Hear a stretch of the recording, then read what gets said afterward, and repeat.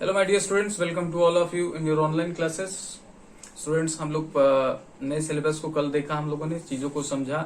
जो चीजें आपको नहीं समझ में आई है वो पूछते रहिए, कोई भी परेशान होने की बात नहीं। और जैसा भी आपके लिए इम्पोर्टेंट इन्फॉर्मेशन होगा वो समय समय पर आपको दिए जाए, हम लोग देते रहेंगे। ठीक है, तो आप बस पढ़ते रहिए, नोट्स बनाते रहिए। हाँ, सिलेबस जरूर डाउनलोड कर लीजिए, या तो आपके पास पीडीएफ फॉर्म में पड़ा हो कंप्यूटर या मोबाइल या जैसे भी, और या तो आप उसका प्रिंट आउट निकाल के अपने पास रख लीजिए, क्योंकि आपको सिलेबस की आवश्यकता बीच बीच में पड़ती रहेगी। तो ये मेरा रिकमेंडेशन है, एटलीस्ट आपके पास सिलेबस होना चाहिए। और बच्चे अब इसकी फिजिक्स की कॉपी बना लीजिए और हर दिन आप अपना मटेरियल नोट करते चलिए। ठीक है, तो चलिए आगे चलते हैं। अब चूंकि सिग्निफिकेंट फिगर्स पढ़ रहे थे, सिग्निफिकेंट फिगर्स जितना पढ़ रहे उतना सफिशियंट है। ठीक है, अगर कोई उसमें दिक्कत होगी तो मैं आपको बताऊंगा। ओके, अब उसमें एक चीज बच रहा था, मल्टीप्लिकेशन के बिहाफ में कितना हमारे पास सिग्निफिकेंट फिगर होगा। हाँ हो तो चलिए उसको भी कर ही लेते हैं। ठीक है, तो चलिए करते हैं। लास्ट टॉपिक है सिग्निफिकेंट फिगर।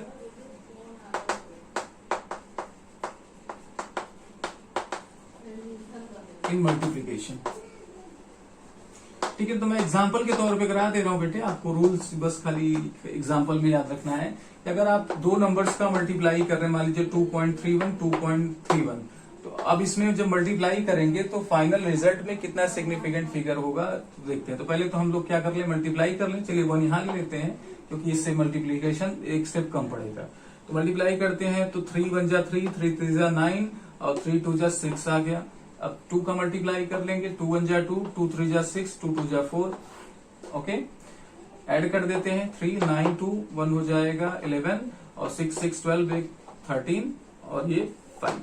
ठीक है, फिर से चेक कर लेते हैं। 3 1 जा 3, 3 3 जा 9, 3 2 जा 6। ठीक है, 2 1 जा 2, 2 3 जा 6, 2 2 जा 4। अब इसको ऐड कर दिए तो ये आ गया 3 9 2 11 और फिर 6 6 12 और ये 1 13 हो गया। ठीक है, अब बेटे ये आपका आ गया। डेसिमल कितने पॉइंट पे लगेगा, 1 2 3, तो 1 2 3 ये आ गया। अब इसमें कितने सिग्निफिकेंट फिगर्स रखें, कितने सिग्निफिकेंट नंबर्स रखें। तो गिवन वैल्यूज में जिसमें सबसे कम सिग्निफिकेंट नंबर हो, जैसे देखिए इसमें 3 सिग्निफिकेंट नंबर है, इसमें 2 सिग्निफिकेंट नंबर है, तो हम 2 के इक्वल में रखेंगे। यानी जो वैल्यू कम वाला सिग्निफिकेंट नंबर रखता है, ऐसा टर्म जो उसकी सिग्निफिकेंट नंबर्स कम है, हम उसी के इक्वल में रखेंगे। तो इसमें 3 है बेटे, देख सकते हैं, इसमें 2 है, तो हम 2 के इक्वल में रखेंगे, यानी 5.3 रखेंगे। अब भाई राउंडिंग ऑफ करने लगेंगे, तो राउंडिंग ऑफ टेक्निक में हमने आपको बताया, आप भी जानते हैं कि अगर ये नंबर जो छोड़ रहे हैं वो 5 से लेस हो तो किसी भी तरीके का चेंज नहीं होता। तो ये भी 5 से लेस है, ये भी 5 से लेस है, that is why there will be no change and the value will be the 5.3। I hope आपको ये समझ में आया। इसी तरीके से आप भी एक दो एग्जाम्पल कर लीजिए। अगर आपको कोई एग्जाम्पल करने में नहीं समझ में आया तो आप मुझे भेजिए, मैं उसको करके आपको दिखाऊंगा। ठीक है, तो सिग्निफिकेंट फिगर्स में बेटे इतना ही हम लोग करते हैं। ऐसे ही क्वेश्चंस आपको आते हैं और इसमें आपको करके ऐसे ही बताना होता है और कुछ भी इसमें स्पेशल नहीं है। ठीक है,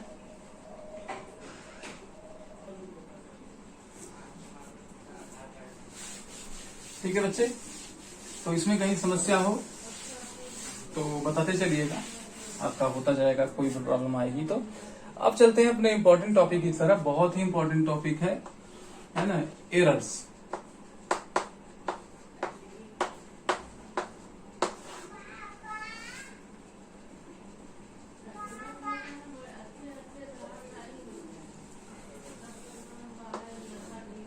ठीक है, तो एरर से ये एरर हमारा टॉपिक है। इसमें इस कुछ चीज जानने से पहले हमें जानना होगा, जैसे ट्रू वैल्यू जानना होगा।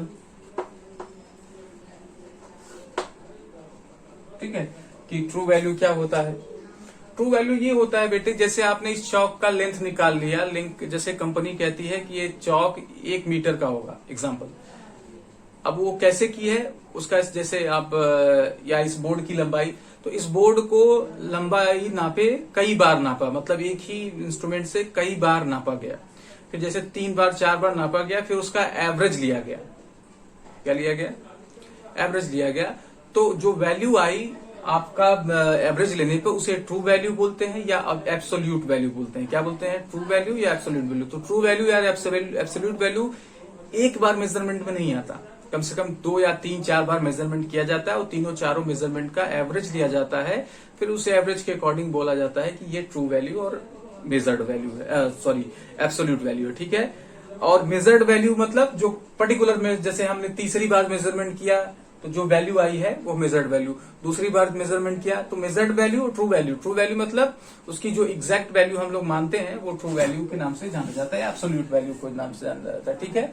तो किसी मेजरमेंट में, जैसे अगर कंपनी कहती है कि ये मान लीजिए 5.1 सेंटीमीटर का चौक है और आपने मेजर किया तो 5.11 सेंटीमीटर का आ गया, एक 0.11 ज्यादा आ गया, यानी कंपनी क्या कह रही है, कंपनी ये कह रही है कि 5.1 सेंटीमीटर। देखिए बड़े स्केल में प्रॉब्लम नहीं होती, जब स्केल छोटा होता है तब मेजरमेंट में कहीं ना कहीं समस्या आती है। और आपने जब मेजरमेंट किया तो एक बार ये आ गया और एक बार मेजरमेंट किया तो ये आ गया, ठीक है। तो ये इसकी ट्रू वैल्यू, जो कंपनी कह रही है भाई चौक के लेंथ की, वो ट्रू वैल्यू है, और आप जो मेजरमेंट कर रहे हैं वो मेजर्ड वैल्यू है। तो ये मेजरमेंट में जो वैल्यू कम या फ्लक्चुएशन आप देख रहे हैं, कम या ज्यादा, इसी को मेजरमेंट में आया एरर बोलते हैं।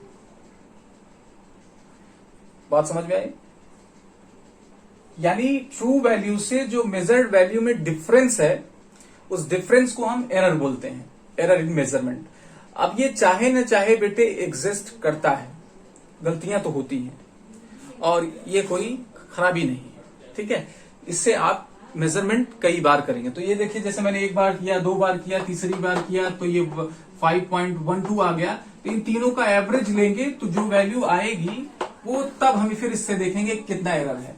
लेकिन अगर आप इसी में बात करें तो ये जो डिफरेंस आ रहा है माय डियर स्टूडेंट, ये एरर बोला जाएगा। तो एरर आपको समझ में आ गया कि ट्रू वैल्यू से अगर मेजर्ड वैल्यू अलग है तो कितना अलग है, कितना डिफरेंस है, that is the error comes in the measurement. Okay, अगर ये एरर ज्यादा है तो पॉजिटिव एरर, एरर कम है तो नेगेटिव एरर, ये सब डिस्कस करते हैं। पहले एरर को हमारे अपने कॉपी में लिखते हैं। अगर हमारे ख्याल से आपको समझ में आ गया है, अगर कहीं समस्या है तो आप पूछ लीजिएगा कि एरर क्या है।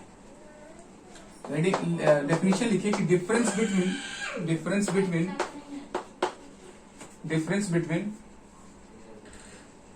True value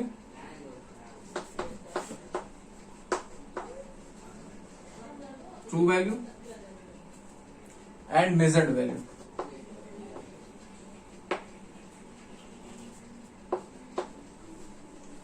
Difference between true value and measured value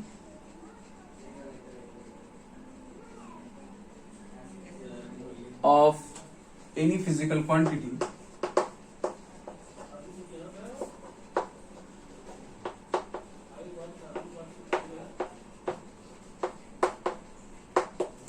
is called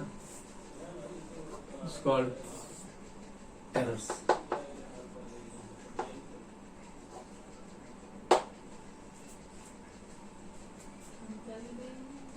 error बोले है ना, error in measurement.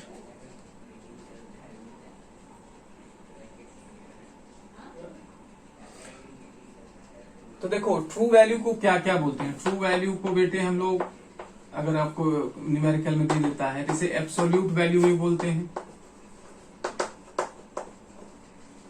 Actual value भी बोलते हैं,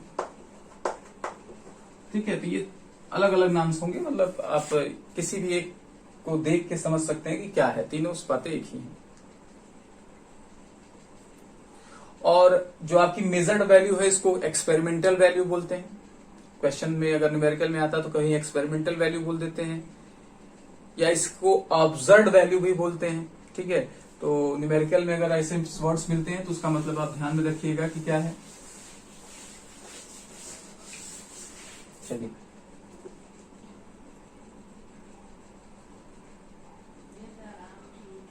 ठीक है, अब आते हैं एरर, पहले समझते हैं फिर इसके बाद टाइप्स वगैरह समझेंगे। पहले एब्सोल्यूट एरर को समझते हैं। तो एब्सोल्यूट एरर क्या है बेटे, आपने ये जाना कि एरर क्या है। एरर जो डिफरेंस आता है उसे एरर बोलते हैं, और डिफरेंस की वैल्यू जो आएगी उसे हम एब्सोल्यूट एरर कहेंगे। क्या बोलेंगे? Absolute error. यानी डेफिनेशन आपकी सेम रहेगी, कुछ फर्क नहीं रहेगा। ये वैल्यू पर कहते हैं और वो जो एरर आ रही है, जो गलतियां हो रही हैं, उस पर बात करते हैं। ठीक है, तो चलिए लिखते हैं कि difference between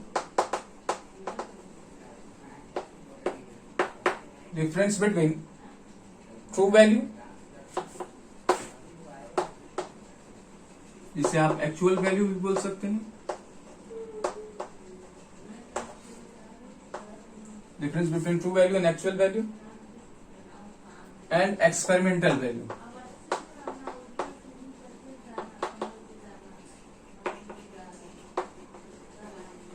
and experimental value,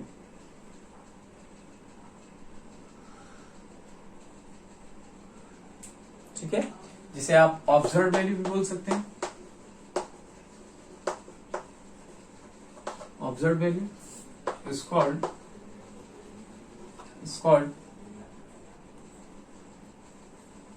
absolute error.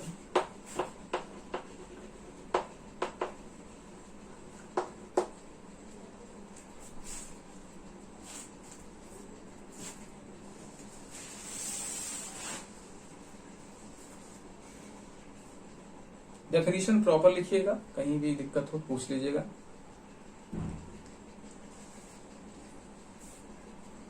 यानी absolute error is equal to true value minus observe value या एक्सपेरिमेंटल वैल्यू।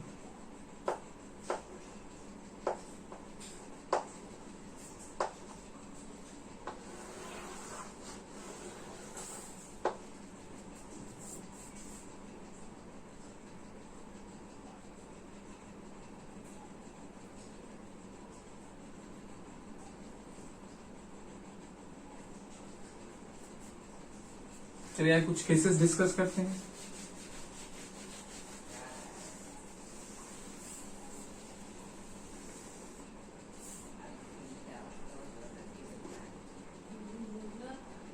अगर आपने बेटे मेजरमेंट किया और मेजरमेंट में आपने देखा कि ट्रू वैल्यू और ऑब्जर्व वैल्यू सेम आ रही है, जैसे अगर मैंने चौक की लेंथ की बात की थी, कंपनी ने 5.1 सेंटीमीटर बताया और आपने भी जब मेजरमेंट किया तो 5.1 सेंटीमीटर आ गया भाई, ठीक है। तो ये दोनों सेम हो जाएंगे तो माइनस कर देंगे तो एब्सोल्यूट एरर कितना हो जाएगा? 0 हो जाएगा कि नहीं? तो पहला केस, इफ केस 1 कर लीजिए, एब्सोल्यूट एरर इज 0। अगर आपके मेजरमेंट की एब्सोल्यूट एरर कितनी आ रही है? 0 आ रही है। इसका क्या मतलब होगा? इसका ये मतलब होगा कि true value is equal to absolute value, या दूसरा ये कह सकते हैं कि ट्रू वैल्यू अगर एब्सोल्यूट वैल्यू के इक्वल आ रही है ना, या ऑब्जर्व वैल्यू के। देखिए एब्सोल्यूट एरर अलग है और एब्सोल्यूट वैल्यू अलग है, ध्यान में रखिएगा। लेकिन इसीलिए आप कंफ्यूज ना होइए, तो मैं उसे ऑब्जर्व वैल्यू बोलूंगा या एक्सपेरिमेंटल वैल्यू बोलूंगा। तो true value is equal to observe value. तो आपका एब्सोल्यूट एरर कितना आ जाएगा माय डियर स्टूडेंट? 0 आ जाएगा। इसी तरीके से सेकंड केस में आते हैं। अगर आपकी ऑब्जर्व वैल्यू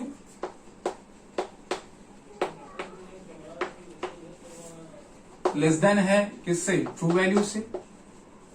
यानी आप, ठीक है, आप मेजरमेंट का कंपनी बता रही है 5.1 और आप मेजर कर रहे हैं इतना, यानी ये ट्रू वैल्यू है, ये मेजर्ड वैल्यू है।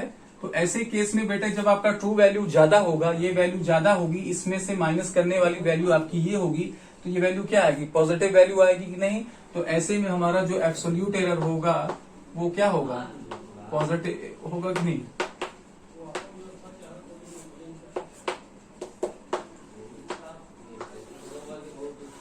या इसे ग्रेटर देन 0 भी कह सकते हो।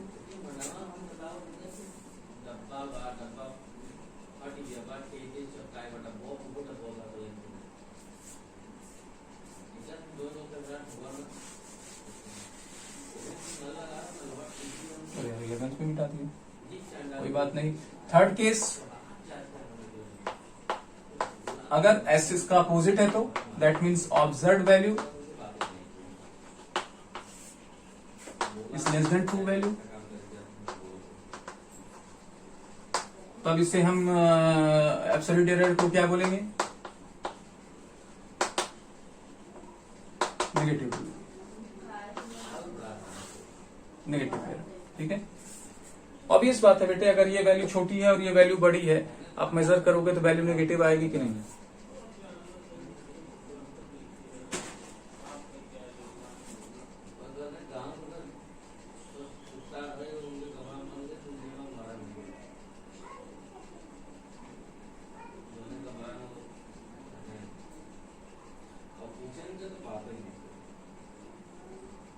चलिए, अब आगे बढ़ने से पहले बेटे हम एक चीज या देख लेते हैं। अच्छा, जहां जरूरत होगी फिर हम बताएंगे। अब आइए बात करते हैं types of error, least count, इन सब की चर्चा करेंगे। सबसे पहले हम लोग बात कर लेते हैं लीस्ट काउंट की, बात कर लेंगे क्योंकि हमें जरूरत पड़ेगी।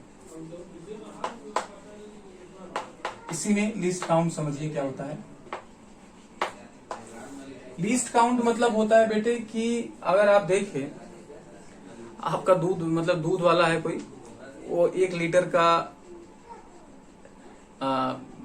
मापक यंत्र लिया है, कह सकते हैं उसे। उसने 1 लीटर मेजर कर लिया, 1 लीटर तो एग्जैक्टली मेजर कर लिया, लेकिन आपने कहा कि नहीं मुझे आज 3 पाव दूध चाहिए, एक example.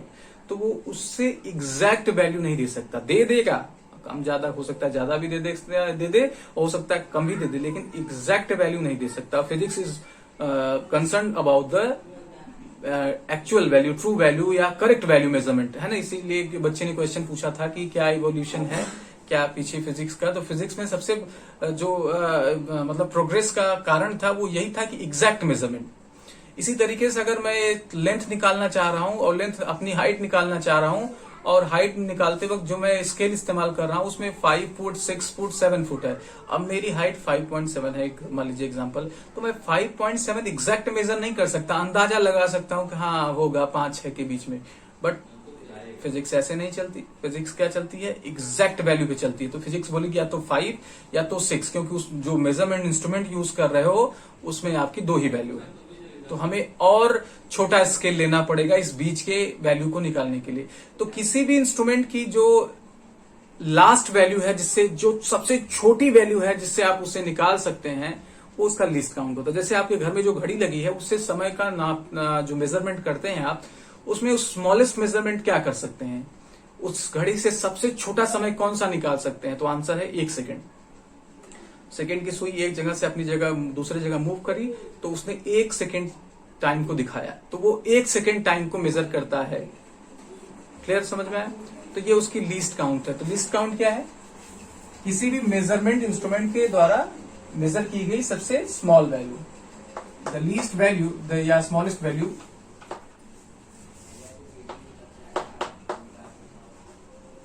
which can be measured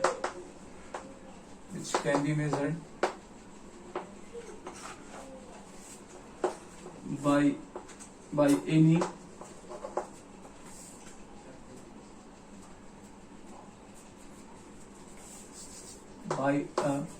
ये कर ले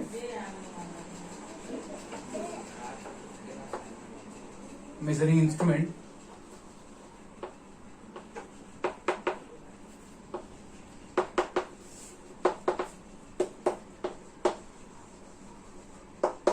is called लीस्ट काउंट। क्या बोलेंगे इसे बेटे? लीस्ट काउंट बोलेंगे।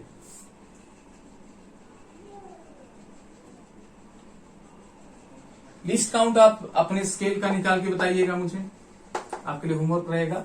स्केल का लीस्ट काउंट बताइए, जो आपने बैग में स्केल रखा हुआ उसका लीस्ट काउंट क्या होगा? वॉच का लीस्ट काउंट क्या है? ठीक है, और इसी तरीके से आपके और एग्जांपल्स हैं जिनको मैं बताते चलूंगा समय समय पर। ठीक है, तो आज के लिए रखते हैं इतना ही। आगे की वीडियो में इसके आगे डिस्कस करेंगे। अब वीडियो की साइज बस अब बड़ी होने वाली है, कुछ दिन से आपकी वीडियो की साइज 25 से 30 मिनट के बीच में जाना शुरू हो जाएगी।